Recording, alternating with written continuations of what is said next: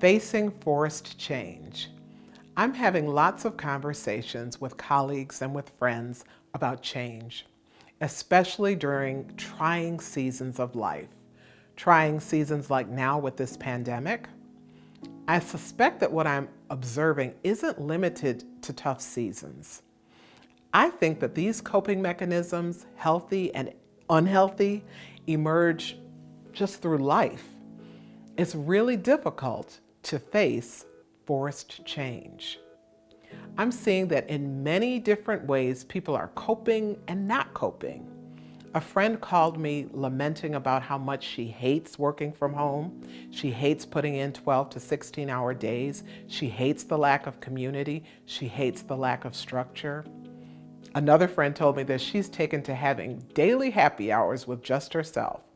She says she knows this trend is not going to serve her liver very well over the long haul, but it's how she's coping today.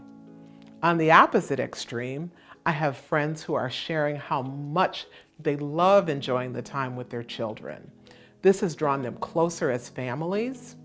One colleague told me that she's finally feeling more productive and focused on her writing goals.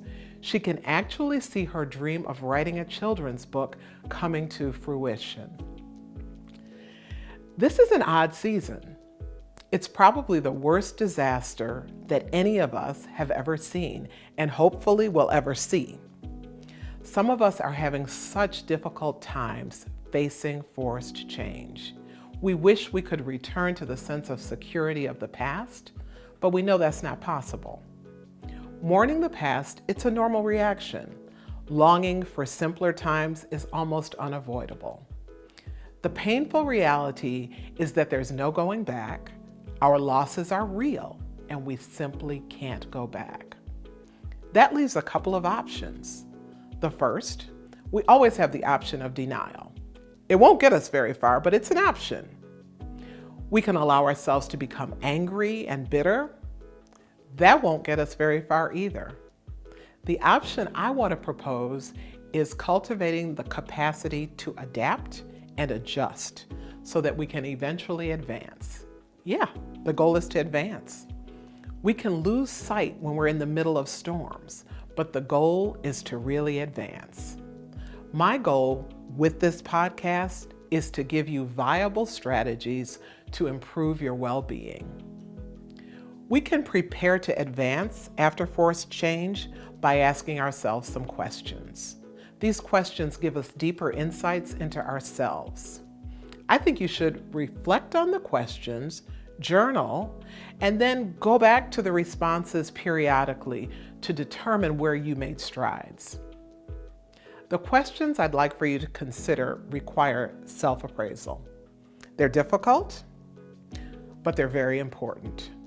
They'll help you come to terms with the changes in your world and hopefully find ways to move forward. Let's start with the reflective questions. I'll begin with attention to your defense mechanisms. The first question is, what are my habitual defenses that I'm using to deal with change? Can I identify my own patterns? Do I have the emotional energy to create healthier patterns? This series of questions is an important starting point. These questions allow us to stop and evaluate our defense mechanisms. We get to decide which are serving us well and which are not. The critical question is whether we can muster the energy to create new patterns. It's tough to gather energy when we're feeling depleted. Give yourself a break if you know that you're too diminished to make change.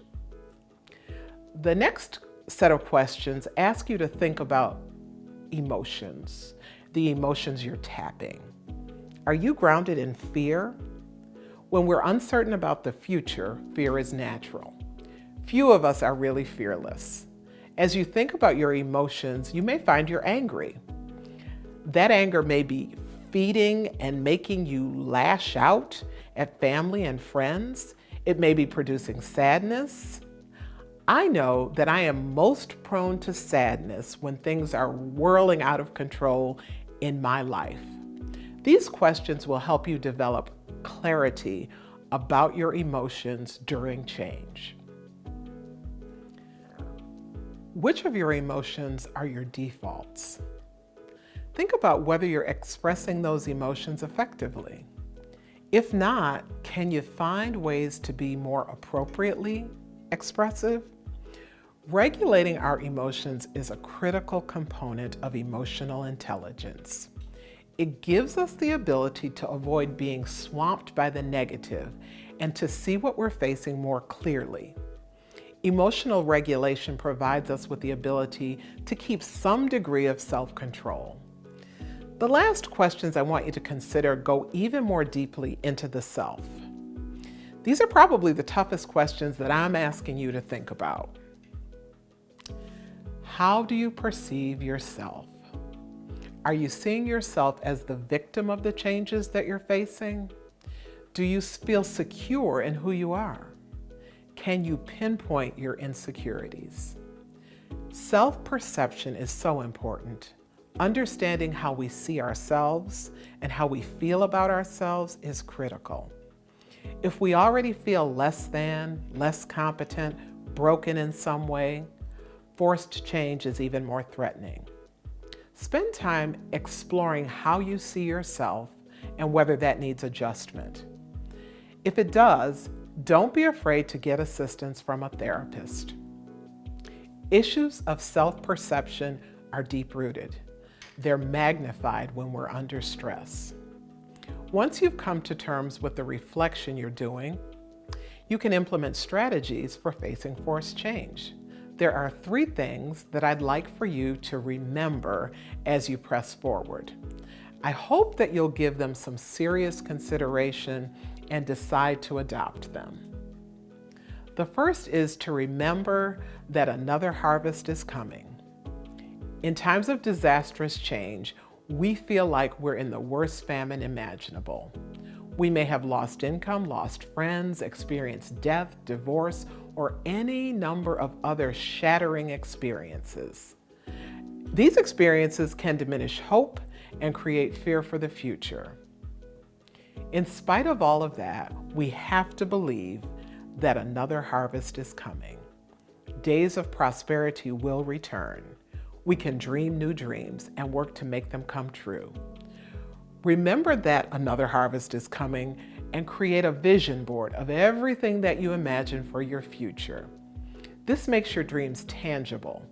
As you work to make those dreams materialize, you're putting feet under your faith in your future.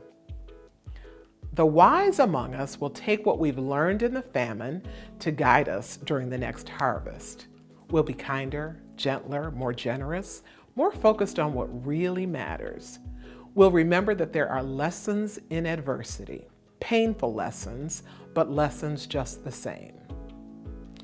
The second thing I don't want you to forget is that if we persevere, we'll survive. We won't perish. Giving up is not an option. We each have grit and determination buried in us. We have to unearth those essential qualities and push forward. Moving through trauma requires determination to get through. That means mental toughness. There are times when we have to just plow through so that we can get to the other side of whatever it is we're facing. That doesn't mean that we neglect self-care. In fact, if we're going to persevere, we have to pay attention to our own well-being. That means take a break, regroup. The break may be a long walk a few times a week. It may mean a yoga class. It may just mean stealing away in your favorite closet with a cup of tea or a glass of wine. Whatever it takes to restore you, put that on your list to do as often as possible. After the breaks, we'll be at least a little re-energized. That's how we'll muster the strength to press forward.